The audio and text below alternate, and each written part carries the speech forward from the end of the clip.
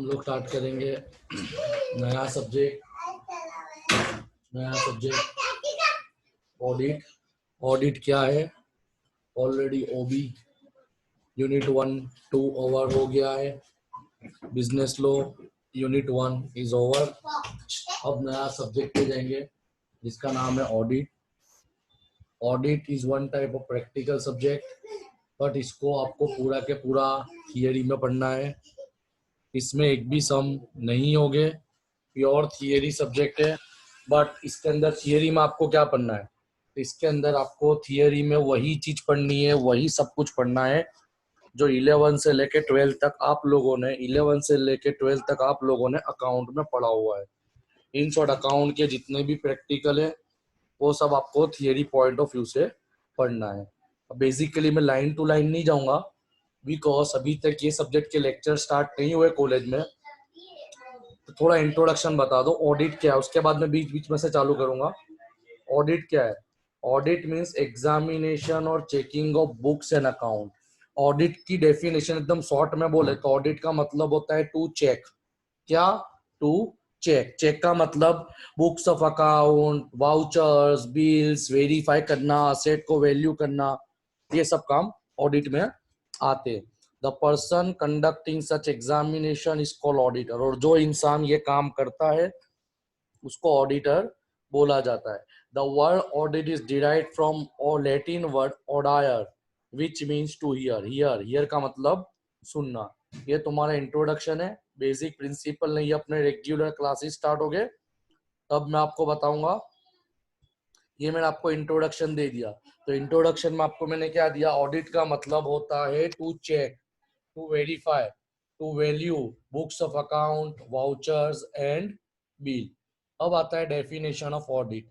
Audit की definition को भी अलग अलग ऑथर ने अलग अलग तरीके से दी हुई है। यूनिवर्सिटी में पिछले 5 सालों से स्पाइसर और स्पेगलर की डेफिनेशन को समझाया जाता है। फ्रॉम फर्स्ट ईयर यूनिवर्सिटी में ऑडिट के अंदर यही डेफिनेशन पढ़ाई जाती है। सबके पीछे सबकी डेफिनेशन का कॉमन मकसद, कॉमन सिनारियो सेम ही है। अब स्पाइसर जी क्या बोलते हैं ध्यान दो। An audit may be said to be such an examination of book. देखो मैं अलग अलग पॉइंट करके लिखूंगा तो आपको समझने में इजी रहेगा। क्या बताया? Audit is said to be examination. Examine किसका? स्टडी किसका? Books, account and voucher of business. चाहे बिजनेस की बुक्स हो, बिजनेस के अकाउंट्स हो या बिजनेस के बिल हो। As shall enable, as shall enable the auditor, as shall enable the auditor to satisfy himself। यानी जब तक खुद ऑडिटर सेटिस्फाई नहीं होता, whether the balance sheet is properly drawn up। क्या क्या सेटिस्फाई करेगा? कि जो कंपनी की बैलेंस शीट बनाई गई है वो सही है, क्या वो सही ट्रू एंड फेयर अफेयर दे रही है, या तो according to his information and explanation given to him as shown by the book, and if not, तो क्या होगा? and if not, what respect it is untrue and correct। देखो मैंने definition को अलग अलग तोड़ के लिख दिया। अब आप समझो ऑडिट क्या है। तो पॉइंट नंबर 1 एग्जामिनेशन। किसका examination? Books of account, vouchers and bills. As shall the enable the auditor should satisfy himself। जब तक खुद ऑडिटर सेटिस्फाई नहीं हो जाता कि जो बैलेंस शीट है वो सही है, वो ट्रू एंड फेयर पिक्चर दे रही है, ट्रू एंड फेयर पिक्चर दे रही है according to is best of the information. According to best का मतलब क्या? उसके पास जो नॉलेज है, उसके पास जो इंफॉर्मेशन है, उसके हिसाब से उसने जो कुछ भी बैलेंस शीट बनाई है वो ट्रू एंड फेयर बता रही है कि नहीं। एंड इफ नॉट, अगर वो नहीं है तो कौन सी जगह पे वो गलत है। ये हो गई स्पाइसर की डेफिनेशन। एग्जाम में तुम पॉइंट के हिसाब से भी लिख सकते हो। क्लियर? क्लियर? बाकी अलग अलग ऑथर ने दिए, तुमको जो पढ़ना हो पढ़ो, बट कॉलेज में स्पाइसर एंड स्पेगलर को ही चलाया जाता है तो अपने उसके हिसाब से ही कंटिन्यू करेंगे। क्लियर? समझ में आया आप लोगों को? समझ में आया? अब अपने जाते हैं ओरिजिनल चैप्टर से। ये सब थियरी पोर्शन है, प्रैक्टिकल स्टार्ट होगा, उसके बाद क्लास स्टार्ट होगा, उसके बाद मैं आपको बताऊंगा। Question number 1, what are the object of auditing, ऑडिट करने के पीछे मकसद क्या है। तो बेसिकली यहाँ पे दिया हुआ है ऑडिट करने के पीछे तीन मकसद है, primary objective, secondary objective and specific objective. Primary objective के अंदर तो एक चीज आती है कि क्या प्रॉफिट एंड लॉस सही प्रॉफिट एंड लॉस बता रहा है कि नहीं, क्या by balance sheet true and fair picture बता रही है कि नहीं, ये हो गया प्राइमरी। अगर तुमको ये चार्ट लर्न हो गया, अगर ये तुमको ये वाला चार्ट लर्न हो गया तो ऑटोमेटिकली तुमको अक्खा आंसर ऑटोमेटिकली लर्न हो जाएगा। समझ में आया। प्राइमरी ऑब्जेक्टिव में क्या आता है, खाली रिपोर्ट करना। रिपोर्ट का मतलब क्या प्रॉफिट एंड लॉस सही प्रॉफिट और लॉस बिजनेस का बता रहा है, और क्या बैलेंस शीट बिजनेस की सही फाइनेंशियल पोजीशन बता रही है कि नहीं। ये हो गया प्राइमरी ऑब्जेक्टिव, जिसको बोलते हैं रिपोर्टिंग। सेकेंडरी ऑब्जेक्टिव क्या है, तो इसमें दो चीज आती है, डिटेक्शन यानी ढूंढना and prevention of error, and number two detection and prevention of fraud, यानी एरर यानी गलतियां, फ्रॉड यानी जो इंटेंशनली गलत किया गया उसको ढूंढना और फाइंड करना, क्लियर न, उससे बचने के लिए कोशिश करना। उसके बाद आता है स्पेसिफिक, जो स्पेसिफिक बिजनेस वाला अपने मुताबिक अपनी जरूरत के मुताबिक ऑडिट करवाते। तो एरर के अंदर भी अलग अलग प्रकार की एरर है। देखो एरर के अंदर भी दो part, clerical error and principle error, ये अपने पूरा डिटेल में कवर करेंगे। टाइप ऑफ फ्रॉड के अंदर भी दो चीजें, एम्प्लॉय फ्रॉड, क्लियर। चलो देखते हैं। देखो प्राइमरी ऑब्जेक्टिव में कुछ भी नया नहीं है, जो मैंने बताया वही है। The primary objective of audit is expression of opinion as the truthfulness and fairness of financial statement. क्या है, truthfulness and fairness of financial statement. Financial statement का मतलब क्या होता है, financial statement का मतलब होता है profit and loss account and balance sheet. The company act require that auditor of a joint stock company has to state in his report.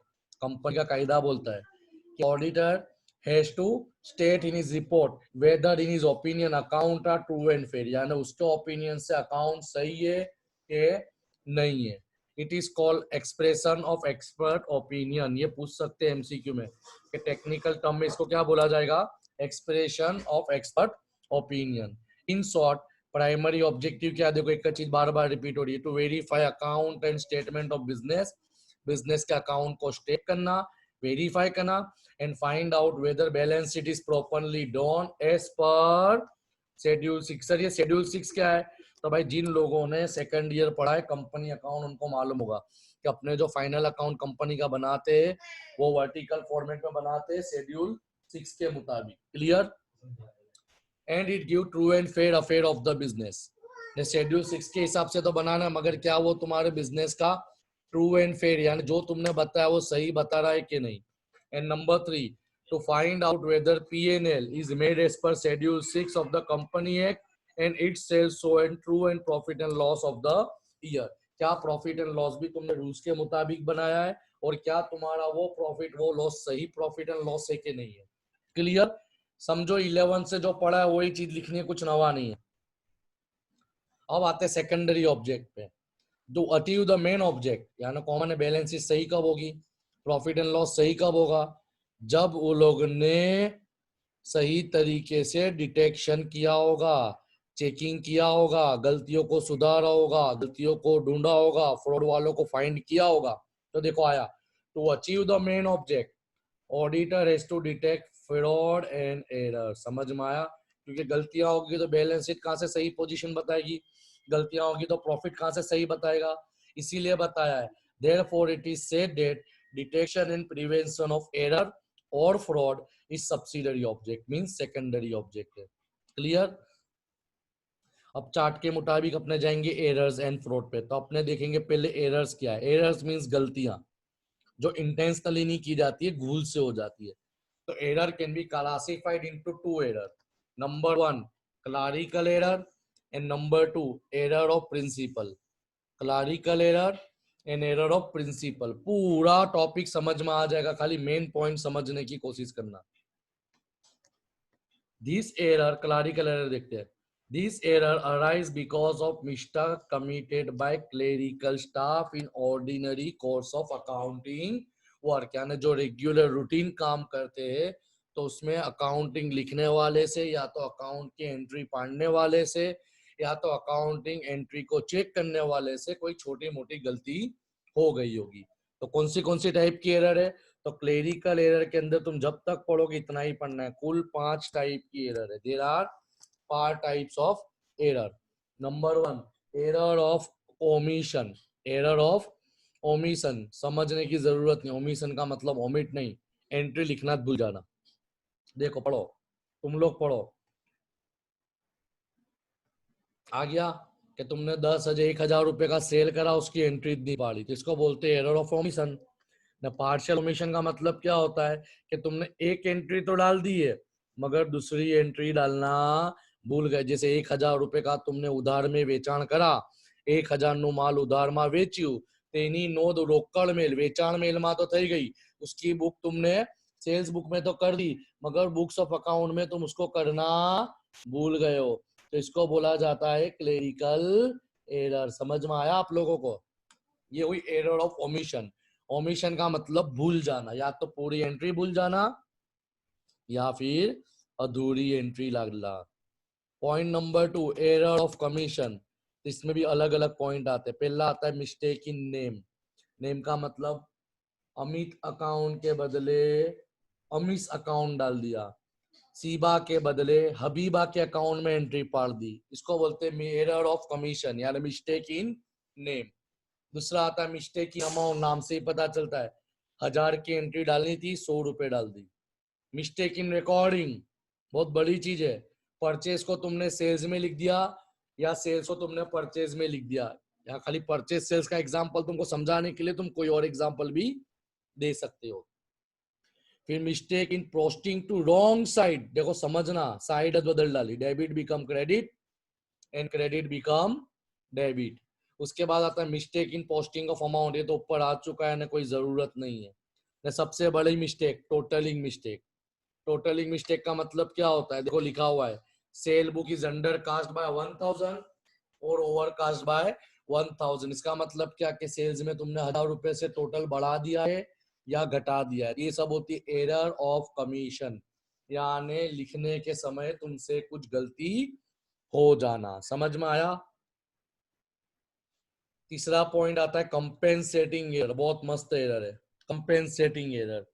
Compensating error का मतलब क्या होता है? when two or more error counter balance each other। Counter balance का मतलब क्या होता है? एक एंट्री को तुमने 2 बार डाल दिया। समझ में आया? अकाउंट में कोई फर्क नहीं पड़ेगा। देखो लिखा हुआ है in the books of original entry. Original entry किसको बोलते हैं? जनरल बुक को। In the book of original entry one transaction is recorded twice, the error is known as error of duplication। Example, sales of 1,000 to Anil is recorded twice यानी 2 time in sales book and also posted accordingly। यानी एक entry 2 बार डाल देना। गलत नहीं डाली, सही डाली मगर 2 बार डाल देना। सबसे इजी वाला error trial balance error. Trial balance का मतलब क्या होता है कि तुमने कोई ट्रायल जर्नल एंट्री बराबर बनाई, लेजर तुमने बराबर बनाया, पोस्टिंग तुमने बराबर बनाया, मगर जब ट्रायल बैलेंस बनाने गए तो तुमने कोई या तो अमाउंट गलत डाल दी, या तो तुमने नंबर्स गलत डाल दिए, या तो तुमने नाम गलत डाल दिया, या तो तुमने टोटलिंग में कोई लोचा मार दिया, या तो ट्रायल बैलेंस में कोई नाम लिखना ही भूल गए। इसको बोलते हैं ट्रायल बैलेंस एरर। दिस में कंसिस्ट ऑफ कास्टिंग एरर। बोला है ना, कास्टिंग का मतलब कहीं ना कहीं रुकावट आना। जैसे omission of balance while extracting balance from the books of account, entering an amount incorrectly, amount गलत डाल देना या तो रॉन्ग साइड पे डाल देना। तो ये सब तुम्हारे होते हैं। कौन से एरर हुए? कौन से एरर हुए? पहले प्रकार के एरर हुए क्लारिकल एरर। क्लारिकल एरर। अब एरर में जो सेकंड पॉइंट आता है वो आता है एरर ऑफ प्रिंसिपल। प्रिंसिपल का मतलब अब ये गलती कोई करता है तो उसको अकाउंट लिखने का कोई अधिकार नहीं है, because accounting is based on generally accepted accounting principle. Account के कुछ रूल्स होते हैं, अकाउंट के कुछ प्रिंसिपल्स होते हैं, अकाउंट की कुछ कंडीशन होती है, अकाउंट के कुछ रूल्स एंड रेगुलेशन होते हैं। अगर उसको रूल्स नहीं मालूम, मीन्स प्रिंसिपल्स नहीं मालूम, तो ऑटोमेटिकली वो 100% ये गलती करेगा। नहीं, सबसे गंदी गलती है ये गलती, उसका मतलब वो अकाउंट लिखने के लिए काबिल, कैपेबल नहीं है। देखो देखते हैं error of principle. Error of principle are those which result from misapplication of or overlooking accounting principle. By and large, there are three types of error generally considered to be error of principle. Error of principle कितने होते हैं? तीन. Number one, incorrect allocation. इसका मतलब क्या होता है? इसका मतलब क्या होता है? सबसे पहला पॉइंट ऑलरेडी अपने पढ़ेला, there are two type of expenditure, capital expenditure, revenue expenditure. There are two type of receipt, capital receipt, revenue receipt. इसका मतलब इन एलोकेशन का मतलब क्या हुआ? तो इनकरेक्ट एलोकेशन का मतलब तुम्हारा यही होता है। इनकरेक्ट एलोकेशन का मतलब तुम्हारा यही होता है कि जैसे एग्जांपल परचेज ऑफ मशीनरी, अब तुमने मशीन को परचेस करा है। क्या परचेस करा है बेटा? मशीन को परचेस करा है। तो machine is a one type of capital expenditure, उसको तुमने पीएनएल में लिख दिया परचेस बता के, तो इसको बोलते हैं इनकरेक्ट एलोकेशन। देखो लिखा हुआ है, this occur when difference between revenue and capital is not strictly maintain. Example, मूड़ी खर्च कैपिटल एक्सपेंडिचर, चार्ज टू महसूली खर्च revenue and vice versa. Second आता है omission of outstanding asset and liability, बहुत बड़ी चीज है। ચૂકવવાનું બાકી, અગાઉથી ચૂકવેલ, અગાઉથી મળેલ, અગાઉથી મળેલ, અગાઉથી ચૂકવેલ। जैसे outstanding expense, prepaid expense, outstanding income, pre received income, ये सब अपने प्रॉफिट एंड लॉस में और बैलेंस शीट में डालते हैं ना। जैसे 5000 सैलरी पे करना बाकी है, यानी 5000 पगार चुकवવાનું बाकी છે, तो अपने क्या करते थे? पहली असर सैलरी में प्लस दूसरी असर करंट लायबिलिटी चालू जवाबदारी में लखवानी। तो कॉमन है, तुमने ये असेट, आउटस्टैंडिंग असेट और लायबिलिटी की एंट्री छोड़ दी, या तो तुमने एक जगह डाली, तो भी तुम्हारे प्रिंसिपल की गलती है। देखो लिखा हुआ है, this arises when prepayment are ignored and the amount charged from profit and loss account and outstanding expense in respect of rent, salary, commission etc, या तुम कुछ भी नाम लिख सकते हो, are ignored, या तो तुमने इग्नोर कर दिया तो उसकी एंट्री नहीं डाली, तो ये भी प्रिंसिपल की गलती है कि तुमको कायदे नहीं मालूम। और तीसरी आती है incorrect valuation of asset. Incorrect का मतलब क्या? ऑलरेडी आप पढ़ते आए हो, वैल्यू ऑफ क्लोजिंग स्टॉक हमेशा विच एवर इज लोअर देखी जाती है, पढ़ा है ना आप लोगों ने। क्लोजिंग स्टॉक आखर मालनी बाजार कीमत 12,000 છે तथा तथा चोपड़ा कीमत 10,000 છે, तो अपने कौन सी लिखते थे? जो छोटी होती थी वो लिखते थे ना। तो वही चीज है कि अगर आपको वैल्यूएशन ऑफ असेट करते नहीं आता कि क्लोजिंग स्टॉक तुमको कॉस्ट में लेना है कि मार्केट में लेना है, फिक्स असेट के अंदर डेप्रिसिएशन माइनस करना है तो कितना करना है, माइनस करना है तो स्ट्रेट लाइन से करना है कि डब्ल्यूडीवी से करना है। अगर आपको वैल्यूएशन ऑफ असेट करेक्ट नहीं है तो आपकी प्रॉब्लम हो सकती है। क्लियर? तो ये तुम्हारा हुआ, क्या हुआ? एरर। अभी एरर को ढूंढना कैसे? चलो एरर तो कर दी, गलती तो हो गई, बराबर ने। वो तो अपना पढ़ा टाइप्स ऑफ एरर, पर अपना क्वेश्चन क्या है? Detection and prevention. गलती तो कर दी, पर उसको ढूंढेंगे कैसे? अब ऑडिटर का काम चालू होता है, बचा कैसे जाए, वो ऑडिटर का काम चालू होता है। तो डिटेक्शन ऑफ एरर क्या बोलती है? To detect the error auditor generally takes the following step. Number 1, books of original entry. Books of original entry का मतलब अपनी भाषा में सबसे पहले आ जाता है जर्नल एंट्री। जिसके बिजनेस बड़े होते हैं वो लोग सब्सिडरी बुक्स मांगते हैं, डिपेंडिंग अपॉन बिजनेस। पढ़ी थी ने सब्सिडरी बुक्स એટલે પેટાનો कितनी थी? 8 थी। Purchase book, sales book, purchase return, sales return, cash book, bills receivable, bills payable and journal proper. खरीद नोंध, खरीद परत, वेचाण नोंध, वेचाण परत, लेणी हुंडी, देवी हुंडी, रोकड़ मेल ने खासाम नोंध। तो ऑडिटर क्या करेगा? ओरिजिनल बुक्स ऑफ एंट्री को चेक करेगा कि जैसे कैश बुक है, सेल्स बुक है, परचेज है, उसके टोटल को चेक करेगा। अब बुक्स ऑफ अकाउंट के बाद क्या स्टेप आता है? लेजर। भाई तुमने जितनी भी एंट्रियां बुक्स ऑफ अकाउंट में लिखी है, जनरल में या तो सब्सिडरी में, तो क्या उसको तुमने सही खतौनी करी है? पढ़ा था ना, खाता हुआ ही है ना खतौनी। देखो लिखा हुआ है, checking all opening balance, total of each account, posting from books of original entry to ledger. अब लेजर में भी गलती नहीं मिली तो कहाँ जाएगा? खतौड़ी के बाद क्या बनता था? काचू सरवैयू, ट्रायल बैलेंस। तो सबसे पहले तो वो चेक करेगा कि ट्रायल बैलेंस का बैलेंस टैली होता है कि नहीं। अगर हो जाता है तो उसके बाद वो कैश बैलेंस और बैंक बैलेंस भी चेक करेगा। उसके बाद अदर पॉइंट का मतलब अगर उसके बावजूद भी गलती नहीं मिलती तो नीचे बताया उसके हिसाब से वो चेक करेगा। The difference in trial balance is divided by the two, the result amount my have B put on wrong side of the trial balance. अगर तुम्हारा जो डिफरेंस है काचू सरवैयू का वो डिवाइड बाय 2 करते हो तो तुमको क्या मिल जाएगा कि तुमने डेबिट वाली एंट्री क्रेडिट में डाल दिया, क्रेडिट वाली एंट्री डेबिट में डाल दिया। अगर तुम्हारा डिविजिबल बाय 9 है, ये सब चीजों को याद रखना है, ये सब चीजों को तुम्हारे याद रखना है। अगर डिवाइड बाय 2 है तो क्या होगा, अगर डिवाइड बाय 9 है तो क्या होगा, डिवाइड बाय 2 इसका मतलब क्या होगा कि तुमने ट्रायल बैलेंस की रॉन्ग साइड पे डाल दिया है।